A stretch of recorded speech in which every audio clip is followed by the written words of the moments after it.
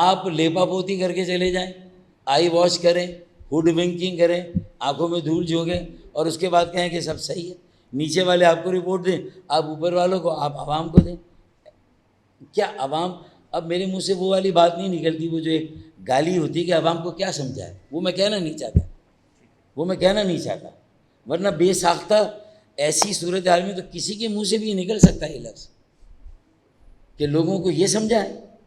میں نہیں کہنا چاہ رہا، لیکن لوگ سمجھتے ہیں کہ میں کیا کہنا چاہ رہا ہوں.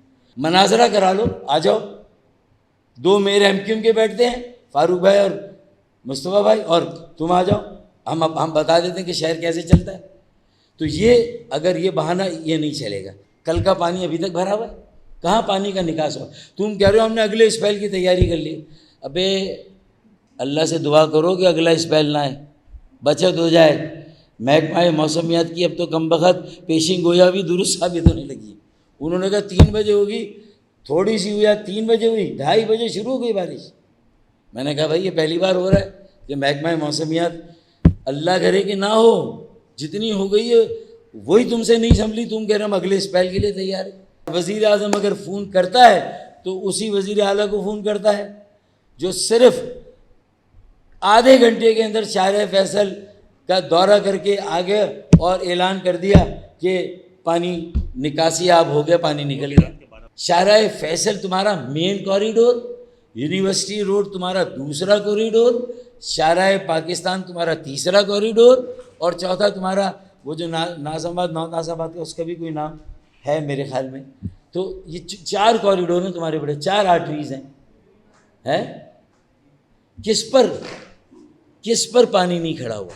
تو اپنی کوتاہی کو تو مانو. بلال بھٹو سرداری کو چاہیے حساب مانگے نا، وہ پوچھے اپنے لوگوں سے کہ بھائی 2 ارب روپے دیے تھے تو نالا تو تم نے بنایا، اب پتہ نہیں وہ بھی کوالٹی کیا ہے، لیکن ان تینوں اللہ والی، یارو گوٹ، یوسف گوٹ سے کنیکٹ ہی نہیں کیا، وہاں لائنیں ہی نہیں ڈالی. اچھا پھر جماعت اسلامی کا کارنامہ بتا دو. سندھی ہوٹل پر ایک روڈ ابھی بنائی، 3 روز پہلے افتتاح کیا اس کا، آپ کو شاید یاد ہو، 3 روز پہلے. آج جا کر دیکھیے کہاں پر ہے وہ سڑک. جاگتے میں بھی ان کے اعصابوں پر MQM سوار ہے، ان کو MQM کے علاوہ کچھ سوچتا ہی نہیں ہے. اپوزیشن کی جماعت بلدیہ میں میئر کے خلاف ایک جملہ کہیں گے، 10 جملے MQM کے خلاف.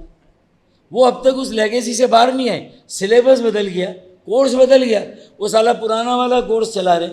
وہ جو MQM کے خلاف ایک الزامات کا ایک پیکیج ہوتا تھا، آج تک وہی چل رہا ہے. حافظ نہیں مائے چلے گئے، منم صاحب ہیں وہ کر رہے ہیں، وہی باتیں کر رہے ہیں جو پرانا کورس ہے. ابے بھائی نیا کورس آ گیا، تم نے چلے، ہم تو ہٹ گئے نا، تو ہماری جگہ تم تو نہیں آئے نا بیٹا، تو تم بھی سوچو یار. حکومت میری ہے ہی نہیں سالی، نہ میری پرسان حال، نہ میری والی وارث، نہ میرے سر پر ہاتھ رکھے، نہ زخموں پہ مرہم رکھے، نہ کوئی درد، نہ کوئی احساس. تو میں تو کہوں گا نا کہ کراچی کو تم نے سندھ سے الگ کر دیا ہے. تمہارے رویے، پالیسی، اقدام، تمہاری بے حسی، لا تعلقی نے الگ کر دیا ہے. مان لو اس بات کو.